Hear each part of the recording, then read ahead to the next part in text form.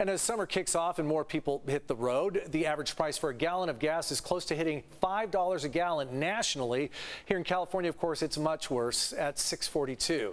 At this point, some of you may be considering or maybe fantasizing about giving up driving altogether. But what would that actually look like?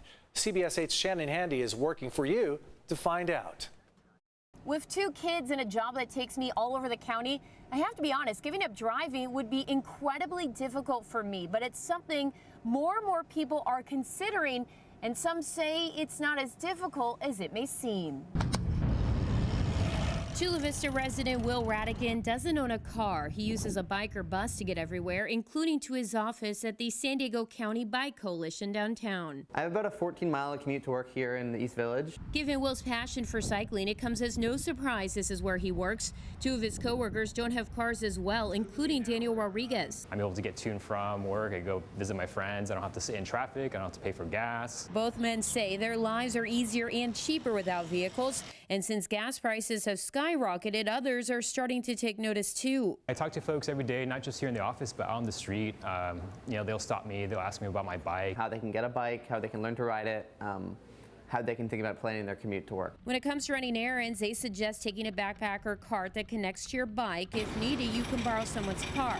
They're also big proponents of public transportation. Luckily, there is a rapid bus I can take from about a mile from my house to downtown San Diego.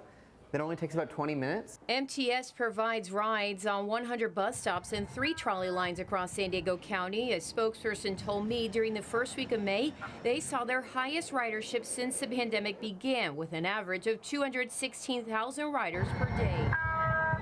If you go this route on average, you're going to pay $2.50 each way, but you can also get a monthly pass, which will bring those prices down depending on how much you use it.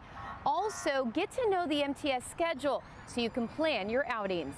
Another option, consider walking or taking an electric scooter. There's also electric bikes and cars, so it takes a large initial investment before those gas savings start to kick in.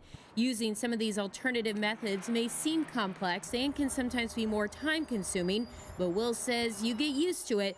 Adding the benefits outweigh it all. There's a lot of trouble that goes into maintaining a car, getting gas, registering it, getting insurance, and that's all a lot of time too, and I'd argue it's actually a lot harder than figuring out a transit schedule. Shannon Handy, CBS 8.